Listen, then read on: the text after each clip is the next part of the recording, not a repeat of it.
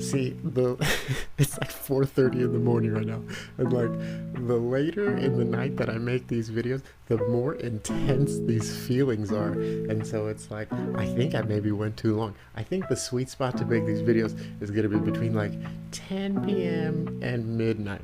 I think when I start to get past that, it gets too wild. Like my feelings get. It's been too long since my since my last bipolar medication, and my feelings start to get wonky.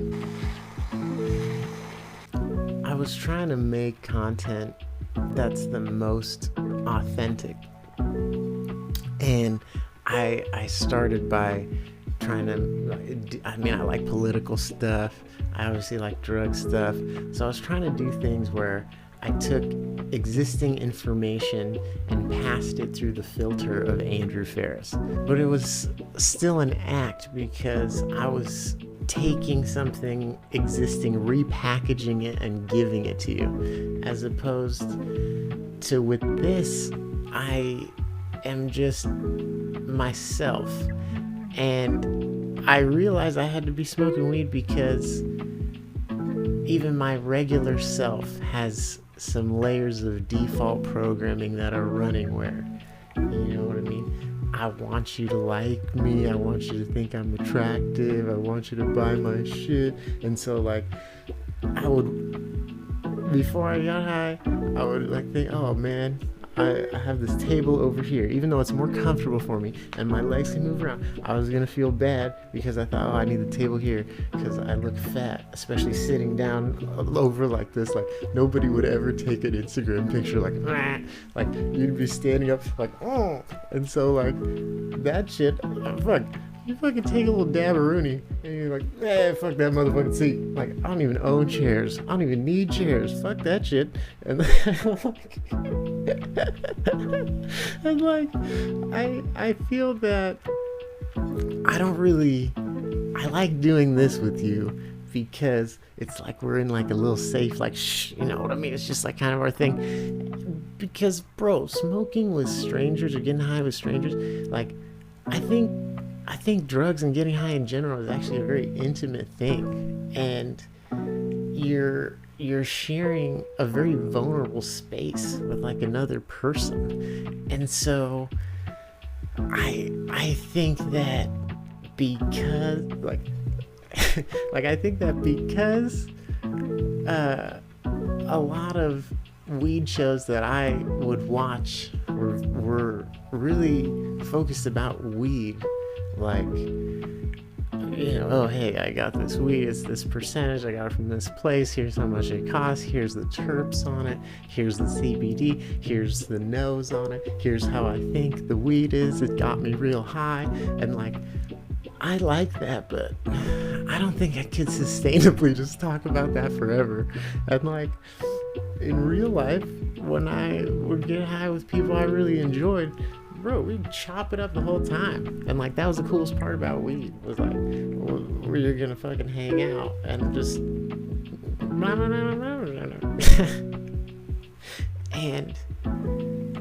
don't know, I think that, you know, Lonely Stoner Show, I think I'm a part of the lonely in the name of it is that like there's like a friendship component with weed, you know?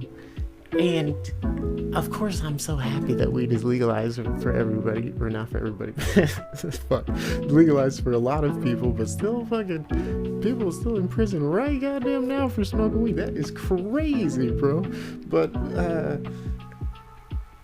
I don't think I could share this with anybody else because it's such like a bourgeoisie fucking problem. But like, one of the things that I feel is a lost component, but it's still been very worth it to have legalized weed. But one lost component that was a cool thing about weed being illegal was it was like a social filter almost. And so like, you had to be a little bit of a cool dude to have some weed. Like, you couldn't just be like a total square, and you had to have like a little bit of like social mobility to be able to get around, and you know what I'm saying? And so like now, oh god, I have had some bad experiences with some unknown, unranked, unverified strangers in the circle that just start, oh my God. Like, oh. And so, like, it's, it's almost like with sex, like as time has gone on, my willingness to share these parts of myself have become, I don't know, I don't think so. You gotta pass some tests. You gotta fill out some forms. You gotta get some licensure because we can't just be letting anybody up in here. And I thought that would be restrictive and make me feel like, oh no, if I don't participate in these things, or if I have higher boundaries and standards, won't that exclude me from things? And I'll tell you what, in some ways it has. In some ways I've had to say, you know what?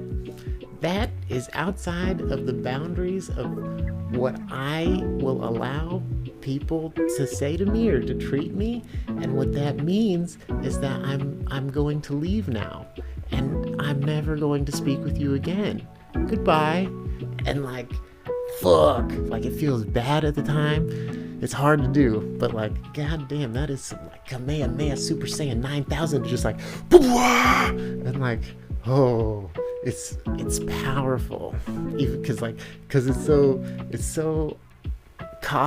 expensive on the front end, especially if you've never done that. But on the back end, like, oh, that is how you raise your value.